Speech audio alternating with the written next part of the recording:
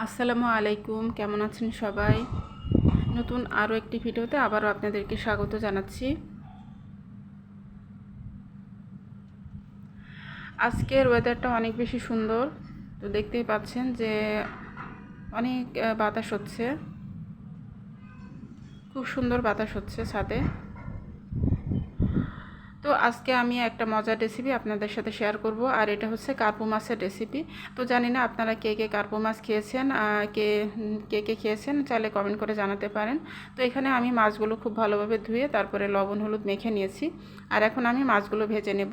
তো আমি প্যানের মধ্যে সরিষার তেল দিয়েছি, দিয়ে তারপর তেলটা গরম করতে দিয়েছি। তেলটা মোটামুটি গরম হয়ে গিয়েছে, তো এখন আমি মাছগুলো দিয়ে দিচ্ছি। তো মাছগুলো আমি হালকা করে ভেজে নেব, খুব বেশি কড়া করে ভাজবো না। আর তাছাড়া দুপুরবেলা আমাদের বাসায় গ্যাস একদম কমে যায় যখন রান্নার সময় হয় তখন। তো এক চুলাতে রান্না করতে হয়, দুই চুলা জ্বালালে গ্যাসটা আরও বেশি কমে যায়। তো এক চুলাতেই মোটামুটি আর কি রান্নাবান্না সব কিছু করতে হয় অনেকটা সময় নিয়ে। তো যাই হোক, এখন এই তো একটা সাইড মোটামুটি ভাজা হয়ে গিয়েছে, তো আমি এখন উল্টে দিচ্ছি।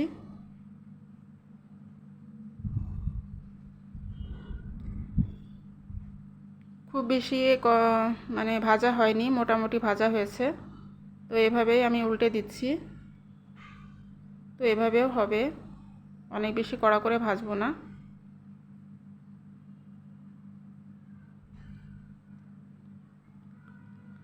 তো মাছগুলো আমি ভেজে তারপরে প্যানটা নামিয়ে রাখবো, রেখে তারপরে কড়াইটা বসিয়ে দেবো চুলায়।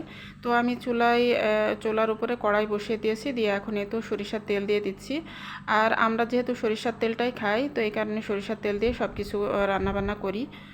সব ধরনের রান্নাবান্না সরিষার তেল দিয়ে আমরা করি। তো এখন তো তেলটা চারিদিকে ছড়িয়ে দিচ্ছি। আর সরিষার তেল খেলে কিন্তু গ্যাস্ট্রিকের সমস্যা অনেকটাই কমে যায়। তো আপনারা অনেকে হয়তো বিষয়টা জানতে পারেন, আর যারা না জানেন তাদেরকে জানার জন্য আমি বলে দিলাম। গ্যাস্ট্রিকের সমস্যা কিন্তু অনেক কমে যায় সরিষার তেলটা যদি খান। আর সয়াবিন তেল কিন্তু গ্যাস্ট্রিকের সমস্যা বাড়িয়ে দেয়। তো যাই হোক, এখন তো আমি একটু বেশি করে পেঁয়াজ বাটা দিয়ে দিলাম, আর আমি এই রান্নাটা বাটা মশলাতে করব, কাটা কোনো মশলা দেব না, মানে কাটা পেঁয়াজটা দেব না। তো পেঁয়াজ বাটাটা একটু কিছুক্ষণ নাড়াচাড়া করে ভেজে তারপরে আমি আদা বাটা আর রসুন বাটা দিয়ে দিলাম। তো আদা বাটা আমি অল্প পরিমাণে দিয়েছি, আর রসুন বাটা একটু বেশি পরিমাণে দিয়েছি। তো আসলে আমি ওইভাবে মেজারমেন্ট করে বলি না যে কতটুকু চা চামচে করে দিতে হবে, কত টেবিল চামচ অথবা চা চামচে দিতে হবে, সেভাবে আসলে আমি মেজারমেন্ট করে বলি না। আমি আমার নিজের আইডিয়া করে মশলা দিই, আর সেভাবে আমি বলি। তো এরপরে আমি লবণ হলুদ আর মরিচের গুঁড়া তারপর ধনিয়ার গুঁড়া দিয়ে দিলাম। তো এভাবে করে সব মশলা আগের থেকে আমি রেডি করে রাখি, যাতে করে রান্নার সময় ঝামেলা কম হয়। তো এখানে মরিচের গুঁড়া, হলুদের গুঁড়া আর ধনিয়ার গুঁড়া দিয়ে দিলাম, আর লবণ। তো দিয়ে তো নাড়াচাড়া করে বেশ কিছুক্ষণ আমি তেলের মধ্যে মশলাগুলো ভেজে নেব। তো তারপরে আমি অল্প পরিমাণে পানি দিয়ে দিলাম, দিয়ে এখন মশলাটাকে খুব ভালোভাবে কষিয়ে নেব। আর বাটা মশলায় রান্না করলে মশলাটা একটু বেশিক্ষণ ধরে কষাতে হয়। তো এ পর্যায়ে আমি কিছু ফ্রোজেন টমেটো দিয়ে দিচ্ছি। তো আমি সিজনের সময় বেশ কিছু টমেটো ফ্রোজেন করে রেখেছিলাম, তো সেই টমেটো দিয়ে আমাদের প্রায় সস বানানো হয়। টমেটো সস আমার ছেলে তৈরি করে, আর সেই সাথে কিছু কিছু রান্নার ক্ষেত্রে আমি টমেটো ব্যবহার করি। তো আসলে আমার ফ্রোজেন টমেটো প্রায় শেষ পর্যায়ে চলে এসেছে, তো এই কারণে অল্প অল্প করেই ব্যবহার করছি। আর এই তো মশলাগুলো আমি খুব ভালোভাবে কষিয়ে নিয়েছি, আর এদিক থেকে এই তো মাছগুলো ভেজে আমি আলাদা করে সরিয়ে রেখেছি।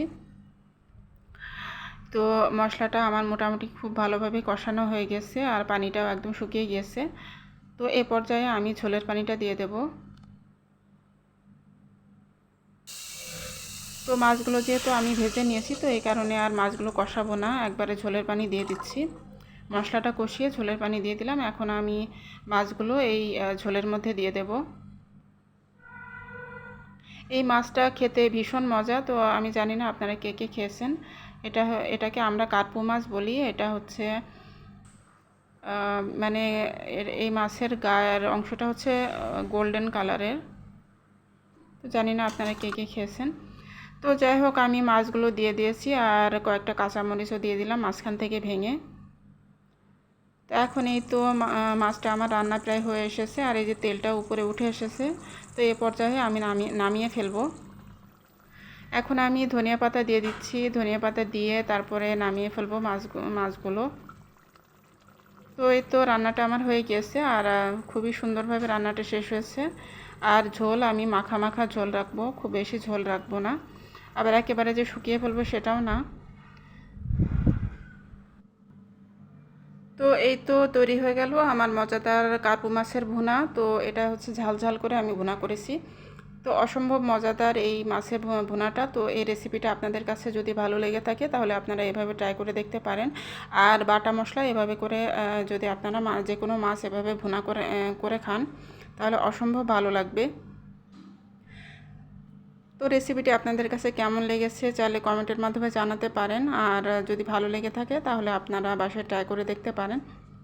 আর নতুন আপু ভাইয়ারা যদি আমার ভিডিও আপনাদের কাছে ভালো লাগে তাহলে আমার চ্যানেলটি সাবস্ক্রাইব করে প্লিজ আমাকে একটু সাপোর্ট করুন। তো আজকের মতো এখান থেকেই বিদায় নিচ্ছি। আল্লাহ হাফেজ।